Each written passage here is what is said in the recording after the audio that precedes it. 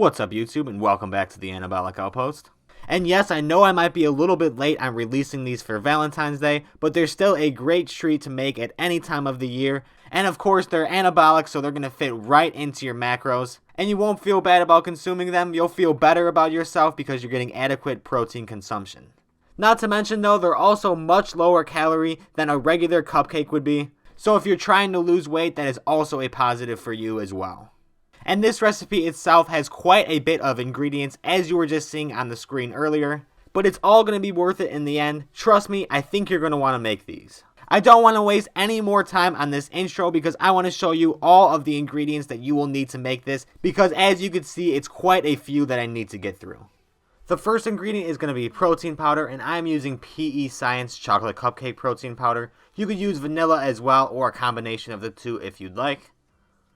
The next ingredient is going to be oats, which we are going to eventually convert into oat flour. Then we have cocoa powder. Your sweetener of choice, I am using sucralose. Baking soda, salt, fat-free milk, or whatever milk you enjoy most. Unsweetened applesauce, 2 whole eggs, egg whites, and finally the last ingredient is red food coloring. When mixing this recipe together, I'm going to mix the dry ingredients and the wet ingredients separately. And starting off to mix the dry ingredients, I'm going to throw in 90 grams of the chocolate cupcake protein powder. Once the protein powder is in there, I'm going to add in the cocoa powder, adding in 15 grams of that. After the cocoa powder is in it, I'm also going to add in 8 grams of the sucralose. And if you're using a different sweetener, be sure to convert that over. I'm not going to throw in that oat flour that I just converted by grinding up my oats, measuring that out to 140 grams.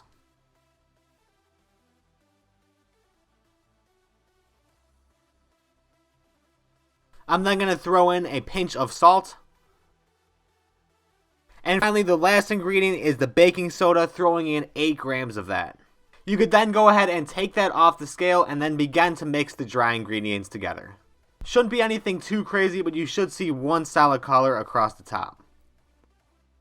Once those dry ingredients are mixed together, go ahead and grab yourself a bigger bowl that the dry ingredients will eventually be going into. But first, before those go in, we have to mix the wet ingredients together. And starting off, I'm going to throw in 244 grams of the unsweetened applesauce. If you didn't know, unsweetened applesauce has properties similar to flour, so you'll see it used a lot of times when you're baking on my channel as a replacement for flour.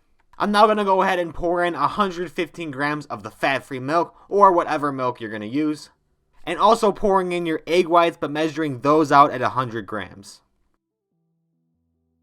I'm then going to go ahead and crack in 2 whole eggs, and as with all my recipes, if you're really strict on your calories, you could substitute the 2 eggs for another 100 grams of egg whites. Each egg is equivalent to 50 grams of egg whites, so if you're super strict on your calories for any of my recipes, feel free to do that.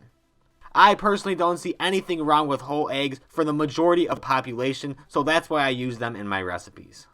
And finally, the last ingredient for this recipe is the red food coloring that ties these all together to make them red velvet cupcakes. And you put way too little of an amount to measure on a scale in the food coloring. So the best way to do that is to just add a little bit for now and then continue to add more and more as you mix it together, and then even adding into the dry ingredients, add some more food coloring then if you feel the need to as well. I'm going to do the same thing that I did with my dry ingredients now and hit these wet ingredients with the whisk and mix them until they're evenly distributed. Once those wet ingredients are mixed together, you can now take out your electric mixer or get ready for a workout if you plan to mix this by hand. And once you're complete with either of the two options, you could slowly add in the dry ingredients, and I mean slowly when you're adding these in. It's worth it to make sure that they end up with the texture that they're intended to. Not to mention, it's pretty satisfying at the same time. I've got all those dry ingredients in there now, so now I'm just going to mix this until the batter is smooth. And then I'll also add some more red food coloring into this, because right now it's just looking like straight chocolate cupcakes. Which it kind of is, but they're not supposed to know that. The batter on this isn't incredibly thick or anything, so I'm just going to use a spoon and shovel it out into the individual cupcake molds. Speaking of those cupcake molds that you see on screen right now, those are actually silicone cupcake molds. They've been a game changer for me, and it's quite incredible the way that the cupcakes just pop out of these once they're done baking.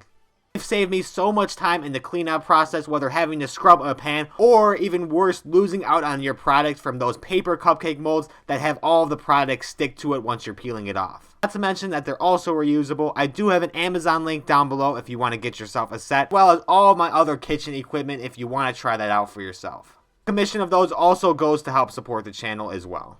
Alright, moving on back to the recipe, you can see here that I'm nearly halfway done with filling up these cupcake molds, and some of them do look short at the moment. You do want to leave yourself a little gap at the top, as you can see on some of the ones on the left right now, because they will rise and you don't want them to go over and then end up having to clean the pan anyway. I've now got all my cupcakes filled nearly to the brim, and it is now time to throw these into the oven. For these cupcakes, you'll want to cook them at 350 degrees and then set your timer for 15 to 20 minutes.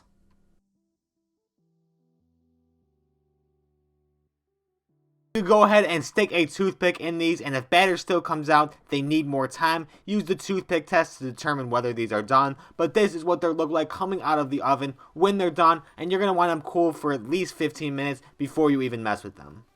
And when it is time to mess with them, you can peel them right out of their silicone molds and then begin to frost them. Now, I'm not going to waste your time and make this frosting again live on camera, but I did recently make a tutorial on my channel showing you how to make this frosting, because it is a cream cheese based frosting that I use for a lot of different recipes that I am going to upload on this channel. So I figured it'd be best for it to just have its own separate video, and I will link that in the description for you and you could just watch it from there. And it is required that you do refrigerate these, not for the cupcake itself. Those could actually be kept at room temperature if you did desire, but the frosting, obviously, that needs to be refrigerated. Not to mention that it's far better anyway, because the frosting starts to harden up and it gives you that firmer texture that you really desire when you're making cupcakes. And we can stare at these cupcakes all day praising its beauty, but what is really more beautiful is the macros on these cupcakes.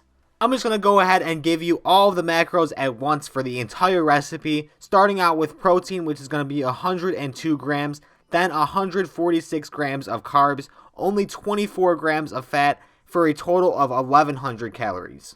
It's quite incredible to see that, not to mention that I also had 3 extra cupcakes that I made off camera from that batter as well. So you're going to be able to eat 3 of these cupcakes for only about 200 calories, while also giving you quite a bit of protein as well. And that's really all that I'm about on this channel, is making low calorie, high protein recipes just like this one right here. And that's all there is to it, the complete tutorial for making anabolic red velvet cupcakes. I hope you enjoyed this. If you did have any questions or were confused at all throughout the process of this recipe, leave a comment down below and I will be sure to respond to you. Otherwise, if you found this recipe helpful and delicious, be sure to like and subscribe to the channel, and also support the Patreon if you feel inclined to do so. I appreciate everybody that supports me. Thank you for watching, and I will see you in the next video.